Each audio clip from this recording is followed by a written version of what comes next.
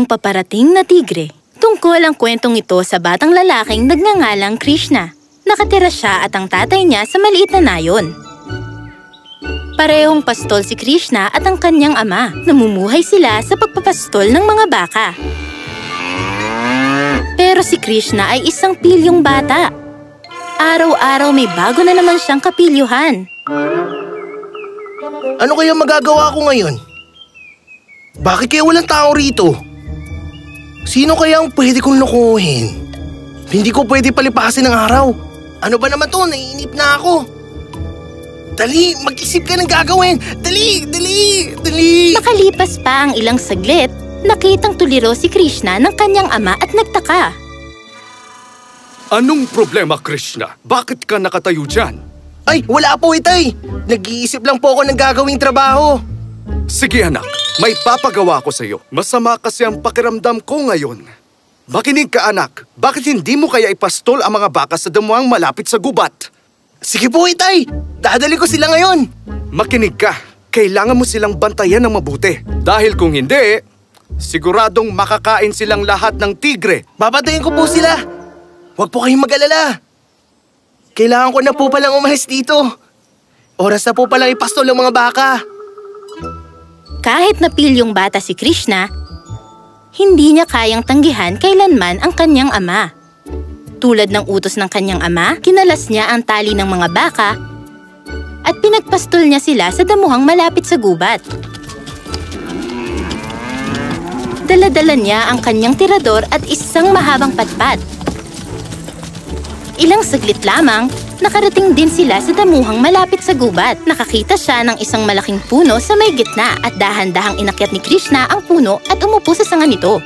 Pinalipas niya ang kanyang oras sa paglalaro ng dala niyang tirador. Inaasinta niya ang mga bato sa may lupa. Ngunit di pa man nagtagal, nayamot na agad siya. Maya-maya pa'y nakaisip siya ng isang kalokohan. Naisip niyang magsisigaw para biruin ang mga tao. Tulong! Tulong! Paparating na yung mga tigre! Tigre! Tulong! Tulungan niyo ako! Tulong! Kakainin niya lahat yung mga baka namin! Tulungan niyo ako! Nandito siya! Tulong! Nang marinig ng taong bayan ang kanyang sigaw, nagulat silang lahat at natakot.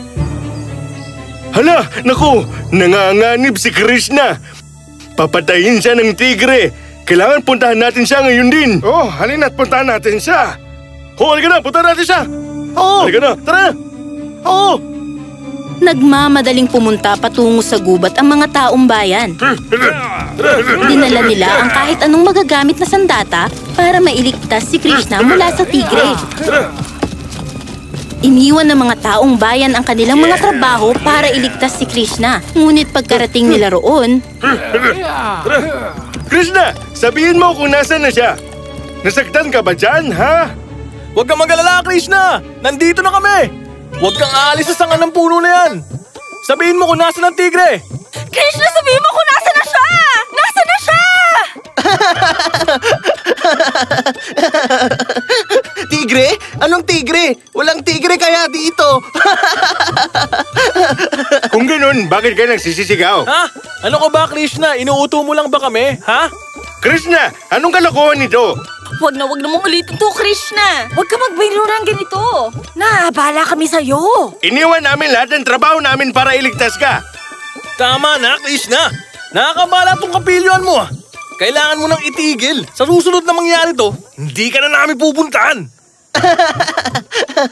Huwag na po kayong magalit. Sige po, hindi ko na po ito uulitin, pangako. Sige po. hindi tumitigil sa katatawa si Krishna. Lahat ng taong bayan ay galit nang bumalik sa kanilang trabaho. Pero si Krishna, tuwang-tuwa pa rin sa kanyang sarili. Nabuong araw ko dun ah. Kawawang mga tao. Lahat sila takot na takot. Lumipas ang araw at nakauwi si Krishna kasama ang mga ipinastol na mga baka. Kinabukasan, ipinastol niyang muli ang mga baka. At napagpasyahan niyang lokohin muli ang mga taong bayan. Tulong! Tulong! Paparating na ang tigre! Kakainin niya yung mga baka namin! Tulungan niyo kami! Tulong! Tulungan niyo kami! Narinig muli ng taong bayan ang sigaw ni Krishna mula sa gubat.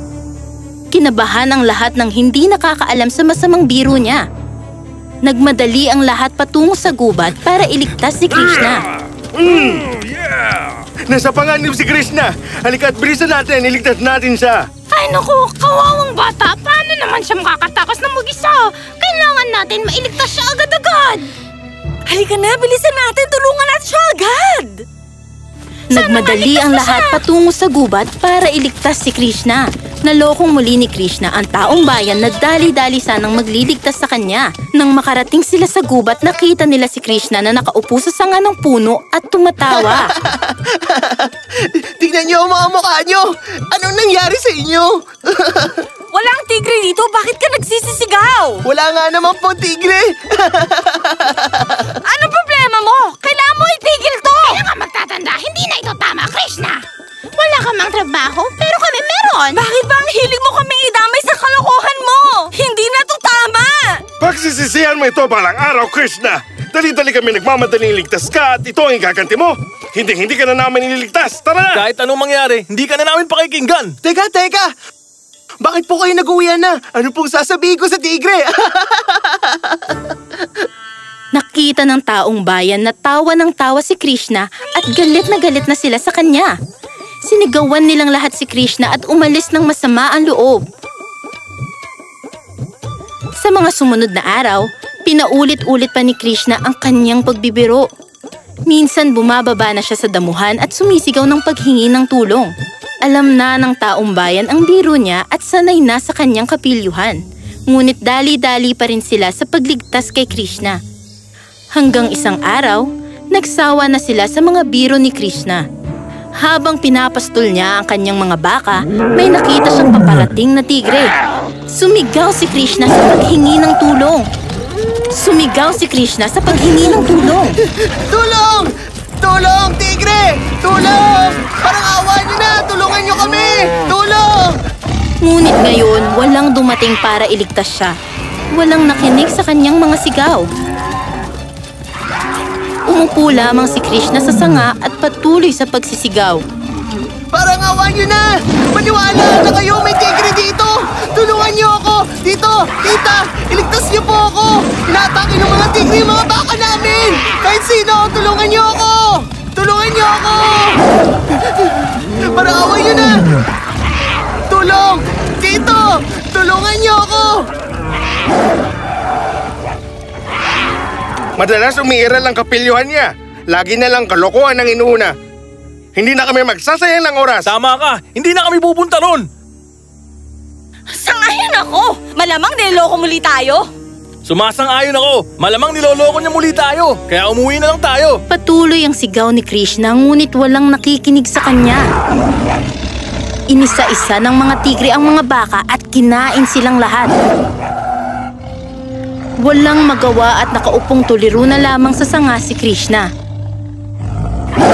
Iyak na lamang siya ng iyak habang wala nang natira sa mga baka.